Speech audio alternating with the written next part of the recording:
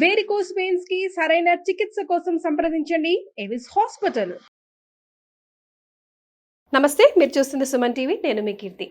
2020-25 ఫిబ్రవరిలో జన్మించిన, ముఖ్యంగా ద్వాదశ రాశుల్లో జన్మించిన మహిళలకి ఎలా ఉండబోతోంది, ఎంతవరకు కలిసి రాబోతోంది, ఎంతవరకు కలిసి రావట్లేదు, మరి కలిసి రాని సమయంలో ఎలాంటి రెమెడీస్ని ఫాలో చేస్తే ఆ బ్యాడ్ టైం అని సునాయాసంగా దాటేయవచ్చు, ఇలాంటివన్నీ మనకి కులంకుశంగా చెప్పడానికి ప్రముఖ ఆస్ట్రాలజర్ బ్రహ్మశ్రీ నందిబట్ల శ్రీహరి శర్మ గురుగారు ఉన్నారు. నమస్తే గురుగారు.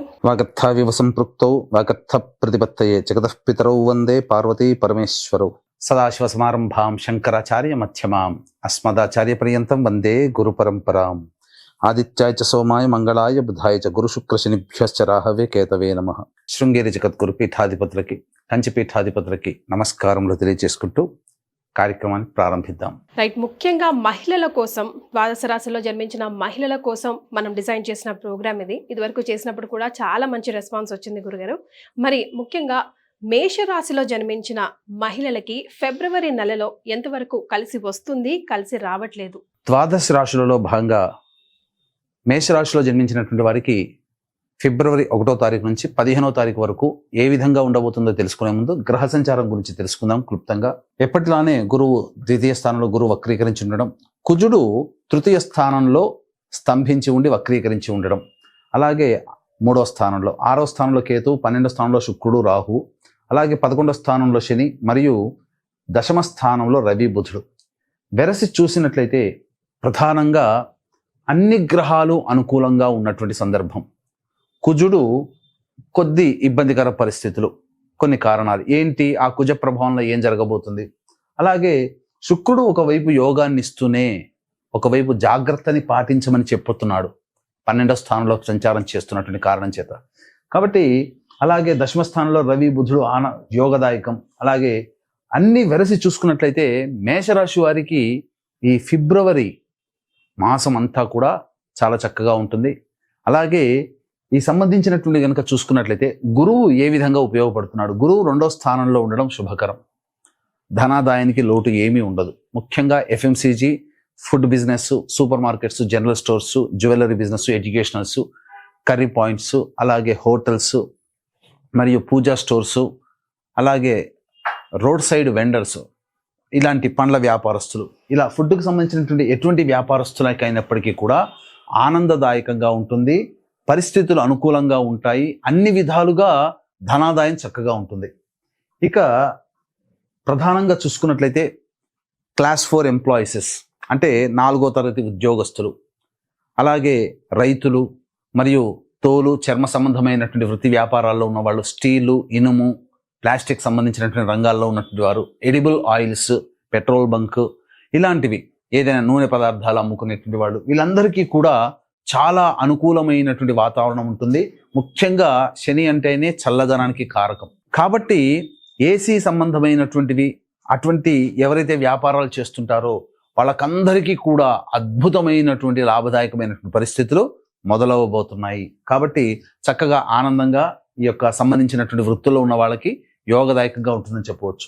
ఇక ముఖ్యంగా చూసుకున్నట్లయితే కుజగ్రహ ప్రభావం, తృతీయ స్థానంలో కుజుడు ఉన్నప్పటికీ కూడా యోగాన్ని ఇచ్చేటువంటి పరిస్థితిలో ఉన్న వక్రీకరించి ఉండి స్థితి పొంది ఉండడం, స్తంభించడం చాలా యోగదాయకం. కానీ ఇక్కడ కుజుడు రిట్రోగేషన్లో ఉండిపోయాడు. రిట్రోగేషన్లో ఉన్నప్పుడు ఏమవుతుంది, కుజుడు 3వ స్థానంలో స్తంభించి ఉండడం చాలా యోగదాయకం, కానీ రిట్రోగేషన్లో ఉన్నాడు. కాబట్టి దీని ప్రభావంలో ఏమవుతుందంటే అనవసరంగా కుజుని యొక్క గ్రహ ప్రభావం వలన మీరు మాట తొల్లి పడతారు. అంటే అనవసరంగా వాగ్వివాదాలకి వెళతారు.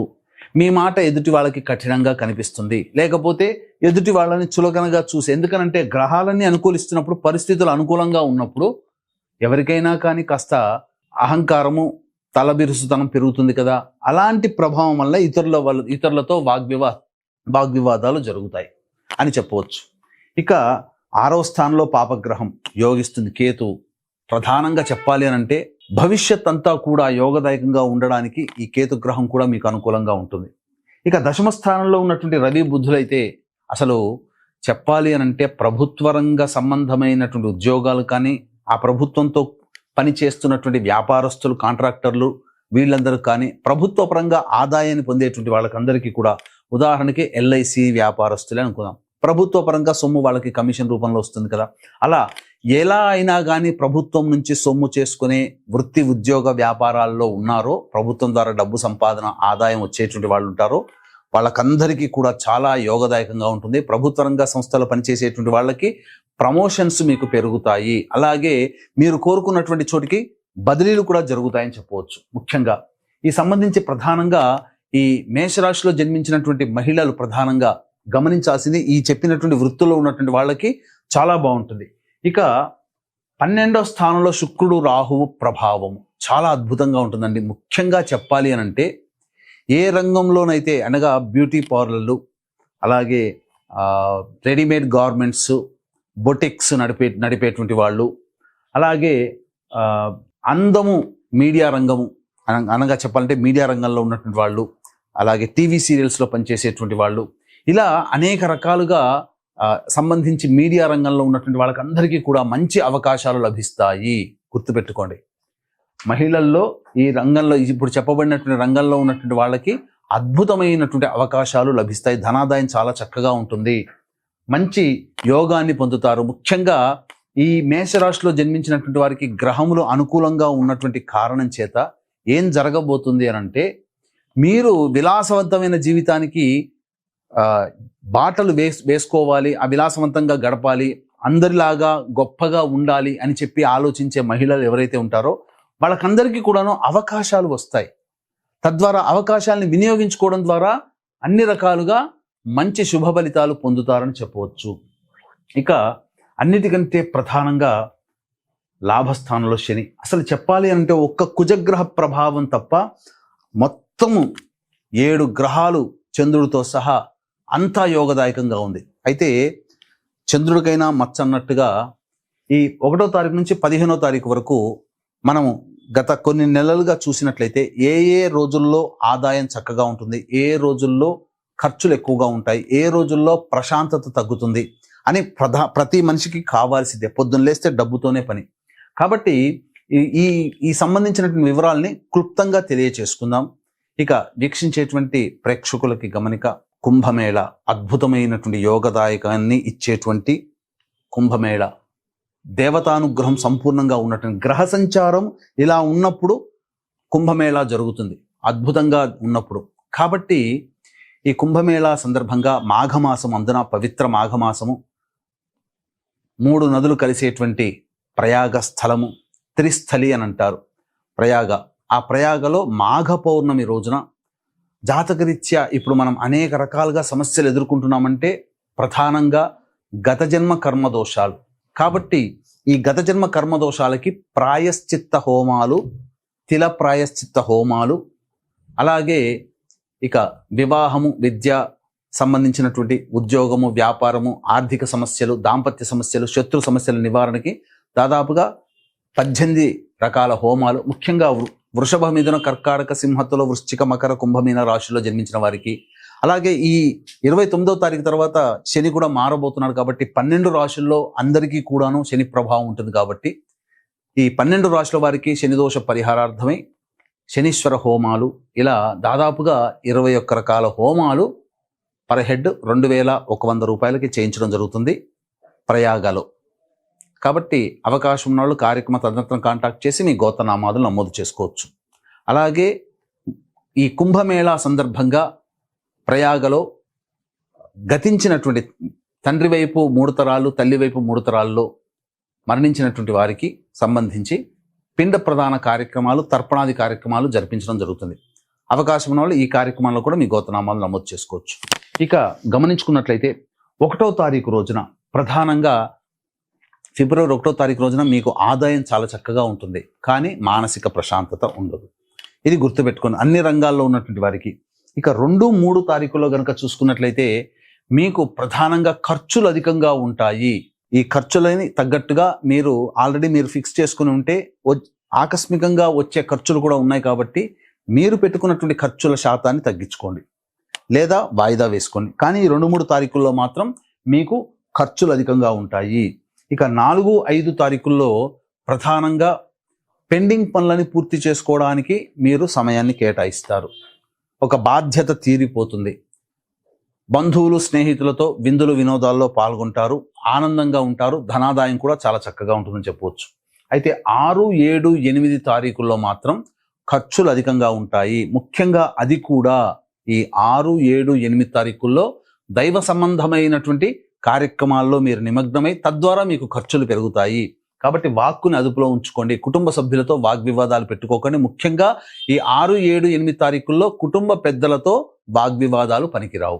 ఇది ఇక 9, 10 తారీఖుల్లో మీకు సంఘంలో పేరు ప్రతిష్టలు పొందినటువంటి వ్యక్తుల పరిచయాలు కలుగుతాయి.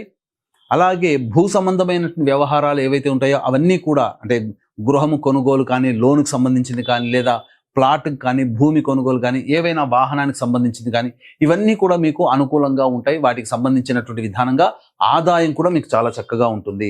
ఇక 11, 12 తారీఖుల్లో కనుక చూసుకున్నట్లయితే ప్రధానంగా తల్లి ఆరోగ్యం పట్ల శ్రద్ధ వహించాల్సినటువంటి పరిస్థితి. అలాగే వాహన మరమ్మతులు, గృహ మరమ్మతులకి ఖర్చులు అధికంగా ఉంటాయి. అలాగే ఎంత పని చేసినప్పటికీ కూడాను సంతోషాన్ని పొందలేనటువంటి పరిస్థితి ఈ 11, 12 తారీఖులో గోచరమవుతుంది.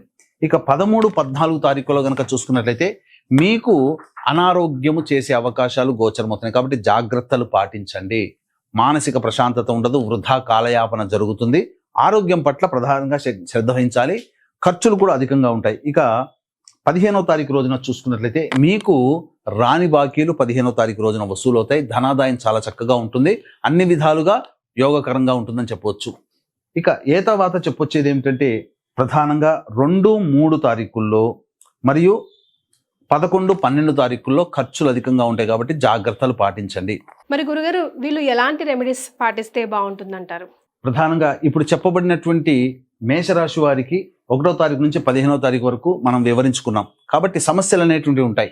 ఈ సమస్యల నుంచి బయటపడడం కోసం ప్రతిరోజు సుబ్రహ్మణ్య భుజంగ స్తోత్రము, కాలభైరవాష్టకం రోజుకి 3 సార్లు ఈ మేషరాశిలో జన్మించినటువంటి మహిళలు పాటించాలి. లేదు, ఇప్పుడు చెప్పినటువంటి సమస్యల కంటే ఇంకా విభిన్నంగా మీ యొక్క జాతకం ఉంది అనంటే మీ యొక్క జన్మ జాతకంలో నడుస్తున్నటువంటి గ్రహ దశాంతర దశల ప్రభావాలు కావున దగ్గరలోని మంచి ఉపాసనా పరులైనటువంటి జ్యోతిషులను సంప్రదించి వారి సలహాలు, సూచనలు కనుక పాటించినట్లయితే మరింత మెరుగైనటువంటి జీవితాన్ని పొందుతారు. అంతేకాకుండా ఇప్పుడు మనము కనుక ఈ కుంభమేళాన్ని మిస్ అయితే మళ్ళీ మనం చూడలేం. అటువంటి కుంభమేళాలో మీ జాతకరీత్యా ఉన్నటువంటి సర్వ సమస్యల నివారణకి సర్వ ప్రాయశ్చిత్త హోమాది కార్యక్రమాలు చేయించడం జరుగుతుంది. అవకాశం ఉంటే దాంట్లో కూడా మీరు నమోదు చేసుకోవచ్చు. రైట్, చాలా సంతోషం గురుగారు, ధన్యవాదాలు.